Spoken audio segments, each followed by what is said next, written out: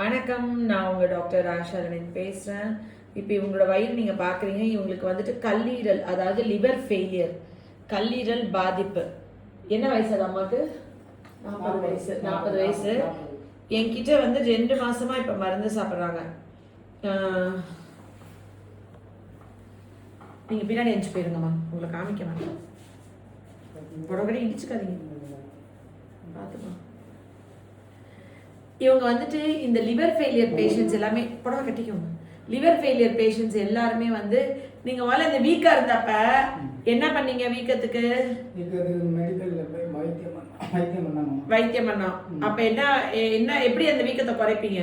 வீக்கத்தை குறைக்கவே முடியலம்மா. ஊசி மாத்திரை கொடுப்பாங்க, ஒரு வாரம் 5 நாளைக்கு இருக்கணும், அப்புறம் திருப்பி அனுப்பிடுவாங்க. வீட்டுக்கு வந்துட்டு திரும்பவும் மறுபடியும் பிரச்சனை ஆகிட்டு மறுபடியும் ஊசி போட்டு இந்த வயிற்றுல இருக்கிற நீர் எடுத்தீங்களா? எடுத்தாங்க. சரி, நான் வந்து எடுத்தா குறையும். எத்தனை லிட்டர் எடுப்பீங்க ஒவ்வொரு தடவையும்? ஆரம்பத்துல வந்து 5 லிட்டர், அப்புறம் போக கூடி நான் இங்க பார்த்து பேசிட்டு இருக்கும்போது நீ இங்க நின்னா அது சரியாதுதான். கூடிக்கிட்டே போகுது, இருக்க கூடிக்கிட்டே போயிடுச்சு. இப்போ போன மாசம் வந்து 9 லிட்டர் எடுத்தோம். போன மாசம் 9 லிட்டர் எடுத்தீங்க. இப்ப என்கிட்ட 2 மாசம் மருந்து சாப்பிடுறீங்க. நான் அப்ப சொன்னேன், நீங்க வந்து கிணத்துல தண்ணி இருக்கு, மோட்டர் போட்டு தண்ணியை ஃபுல்லா வெளியே எடுத்துட்டாலும் திருப்பி தண்ணி ஊறும் தானே. நான் சொன்னா அப்போ ஒரு நாள் நீங்க குத்தும் போது ஊசி மட்டும் தான் வருது, உள்ள இருந்து தண்ணி வரலன்னா எப்படி அப்புறம் வீக்கத்தை குறைப்பீங்கன்னு கேட்டா, இப்ப ஊசி போட்டா இந்த மாசம் ஊசி போட்ட என்னாச்சு? அரே வரலங்கம்மா. இப்ப நேத்து மணமேல் குடியில நேத்து கொண்ட போட்டோம். ஆனா வரவே இல்லை. ஒரு 1/4 லிட்டர் தான் வரவே இல்லைங்கம்மா. 2 சைடுமே இந்த பக்கம் திருப்பி போட்டு எடுத்தாங்க, இந்த பக்கம் போட்டு பார்த்தாங்க, ஆனா வரலங்கம்மா. இப்ப என்ன பண்றது? அதான் என்ன பண்றதுன்னு இப்போ உங்களுக்கு அதுதான் ரொம்ப. நான் 2 மாசம் முன்னாடி வந்தீங்க. லிவர் ஃபெயிலியர் ஆகி 1 வருஷத்துக்கு மேல ஆச்சு.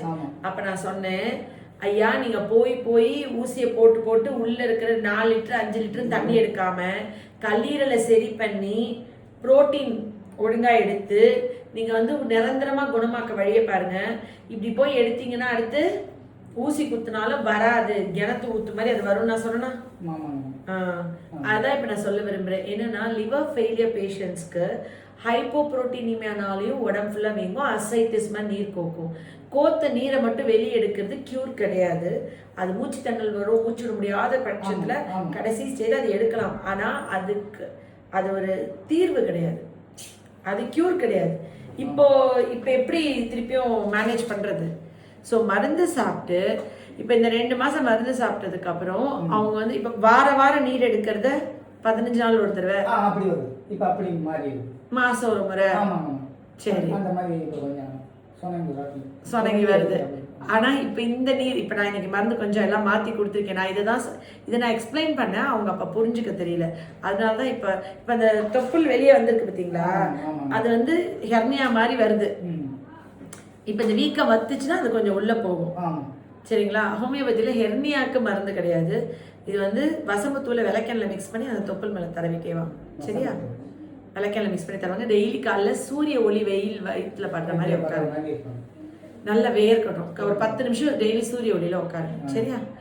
இந்த லிவர் ஃபெயிலியருக்கு நான் நிறைய வீடியோ போட்டிருக்கேன். ஹோமியோவில் வந்துட்டு ரொம்ப நல்ல மருந்து இருக்கு.